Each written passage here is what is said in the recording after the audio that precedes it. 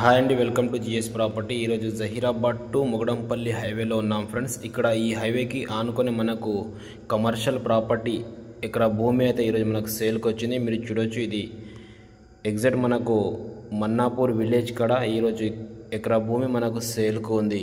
ఇది 60 ఫీట్ రోడ్కి ఆనుకొని ఉంటుంది. ఇది విలేజ్కి దగ్గరలోనే ఉందండి. మీరు ప్రజెంట్ ఇప్పుడైనా దీనికి dhaba, petrol pump, commercial shutter అయినా వాడవచ్చు, ఎందుకంటే నియర్ బై విలేజ్కి దగ్గరలోనే ఉంటుంది.